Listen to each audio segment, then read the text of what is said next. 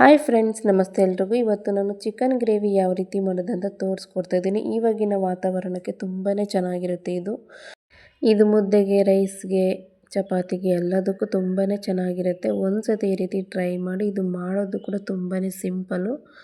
ಮೊದಲು ಇದನ್ನು ಹೇಗೆ ಮಾಡೋದು ನೋಡೋಣ. ಮೊದಲು ಒಂದು ಕುಕ್ಕರ್ಗೆ ಇಲ್ಲಿ ನಾನು 1 kg ಆಗೋಷ್ಟು ಚಿಕನ್ ಚೆನ್ನಾಗಿ ಒಂದು 2-3 ಸತಿ ಕ್ಲೀನ್ ಮಾಡಿ ಹಾಕ್ಕೊಳ್ತಾ ಇದ್ದೀನಿ.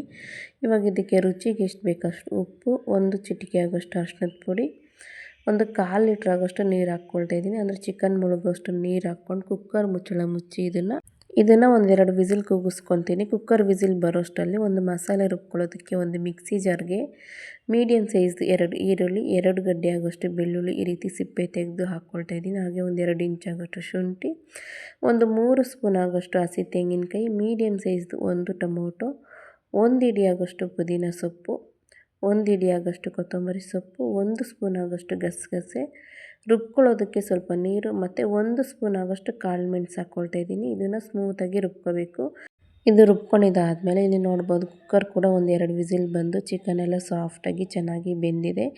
ಈ ರೀತಿ ಕುಕ್ಕರಲ್ಲಿ ಚಿಕನ್ ಬೇಯಿಸ್ಕೊಳ್ಳೋದ್ರಿಂದ ಸಾಫ್ಟಾಗಿ ಚೆನ್ನಾಗಿರುತ್ತೆ. ಮಕ್ಕಳು ಕೂಡ ಇಷ್ಟಪಟ್ಟು ತಿಂತಾರೆ.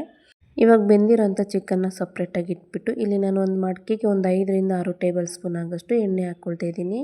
ಎಣ್ಣೆ ಸ್ವಲ್ಪ ಬಿಸಿ ಆದಮೇಲೆ ಅರ್ಧ ಸ್ಪೂನ್ ಆಗೋಷ್ಟು ಸೋಂಪು, 1-2 ಪೀಸ್ ಆಗೋಷ್ಟು ಚಕ್ಕೆ ಹಾಕ್ಕೊಳ್ತಾ ಇದ್ದೀನಿ. ಇದು ಸ್ವಲ್ಪ ಫ್ರೈ ಆದಮೇಲೆ ಇವಾಗ ಇದಕ್ಕೆ ಮೊದಲೇ ರುಬ್ಬಿಟ್ಕೊಂಡಿರೋಂಥ ಮಸಾಲೆ ಹಾಕ್ಕೊಳ್ತಾ ಇದ್ದೀನಿ. ನೋಡ್ತಾ ಇರ್ಬೋದು ಯಾವ ರೀತಿ ಕಾಣಿಸ್ತಿದೆ ಅಂದ್ಬಿಟ್ಟು. ಒಳ್ಳೆ ಗ್ರೀನ್ ಕಲರಲ್ಲಿ ಚೆನ್ನಾಗಿ ಕಾಣಿಸ್ತಿದೆ. ಈ ಮಸಾಲೆ ಹಸಿದು ರುಬ್ಕೊಂಡಿರೋದ್ರಿಂದ ಇದರಲ್ಲಿರೋ ಹಸಿ ವಾಸನೆ ಎಲ್ಲ ಹೋಗಬೇಕು. ಹಾಗಾಗಿ ಇದನ್ನು ಚೆನ್ನಾಗಿ ಮಿಕ್ಸ್ ಮಾಡ್ಕೊಳ್ತಾ ಫ್ರೈ ಮಾಡ್ಕೋಬೇಕು. ಈ ರೀತಿ ಮೊದಲು ಇದನ್ನು ಚೆನ್ನಾಗಿ ಮಿಕ್ಸ್ ಮಾಡಿಕೊಂಡು ಒಂದು ಪ್ಲೇಟ್ ಮುಚ್ಚಿ ಇದನ್ನು ಒಂದು 5 ನಿಮಿಷದವರೆಗೂ ಲೋ ಫ್ಲೇಮಲ್ಲೇ ಚೆನ್ನಾಗಿ ಬೇಯಿಸ್ಕೋಬೇಕು. ನೋಡ್ತಾ ಇರ್ಬೋದು ಇಲ್ಲಿ ನಾನು ಒಂದು 5 ನಿಮಿಷದವರೆಗೂ ಚೆನ್ನಾಗಿ ಬೇಯಿಸ್ಕೊಂಡಿದ್ದೀನಿ. ಆ ಮಸಾಲೆ ಹಸಿ ವಾಸನೆ ಎಲ್ಲ ಹೋಗಿ ಸ್ವಲ್ಪ ಸೈಡಲ್ಲೆಲ್ಲ ಎಣ್ಣೆ ಬಿಟ್ಕೊಂಡು ಚೆನ್ನಾಗಿ ಫ್ರೈ ಆಗಿದೆ. ಇವಾಗ ಇದಕ್ಕೆ ನಾನು 1 ಸ್ಪೂನ್ ಆಗೋಷ್ಟು ಖಾರದ ಪುಡಿ, 1 ಸ್ಪೂನ್ ಆಗೋಷ್ಟು ಧನಿಯದ ಪುಡಿ, ಹಾಗೆ 1 ಪ್ಯಾಕೆಟ್ ಚಿಕನ್ ಮಸಾಲ ಹಾಕ್ಕೊಳ್ತಾ ಇದ್ದೀನಿ. ನೀವು ಬೇಕಿದ್ದರೆ ಹಾಕ್ಕೊಳ್ಳಿ, ಇಲ್ಲಾಂದರೆ ಹಾಗೆ ಕೂಡ ಮಾಡ್ಕೋಬಹುದು. ಈ ಚಿಕನ್ ಮಸಾಲೆ ಹಾಕೋದ್ರಿಂದ ಸ್ವಲ್ಪ ಚೆನ್ನಾಗಿರುತ್ತೆ ತಿನ್ನೋದಕ್ಕೆ.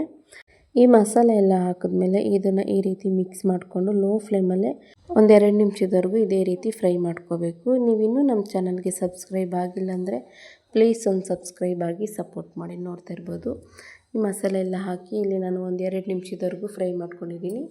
ಇದು ಫ್ರೈ ಆಗಿದ್ದಾದಮೇಲೆ ಇವಾಗ ಇದಕ್ಕೆ ಮೊದಲೇ ಬೇಯಿಸಿ ಇಟ್ಕೊಂಡಿರೋಂಥ ಚಿಕನ್ ಹಾಕ್ಕೊಳ್ತಾ ಇದ್ದೀನಿ. ನೀರೇನು ವೇಸ್ಟ್ ಮಾಡ್ದಿರ ನೀರು ಸಮೇತ ಹಾಕ್ಕೊಳ್ತಾ ಇದ್ದೀನಿ.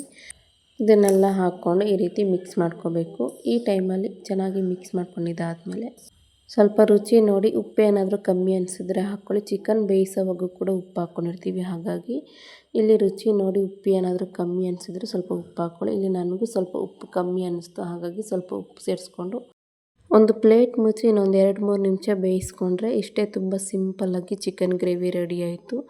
ಇಲ್ಲಿ ನಾನು ಒಂದು 2-3 ನಿಮಿಷದವರೆಗೂ ಚೆನ್ನಾಗಿ ಬೇಯಿಸ್ಕೊಂಡಿದ್ದೀನಿ. ಸೈಡಲ್ಲೆಲ್ಲ ಎಣ್ಣೆ ಬಿಟ್ಕೊಂಡು ಬಂದಿದೆ. ಚಿಕನ್ ಗ್ರೇವಿ ಕೂಡ ರೆಡಿಯಾಗಿದೆ. ತುಂಬಾ ಚೆನ್ನಾಗಿರುತ್ತೆ. ನೋಡ್ತಾ ಇರ್ಬೋದು ಯಾವ ರೀತಿ ಕಾಣಿಸ್ತಿದೆ ಅಂದ್ಬಿಟ್ಟು.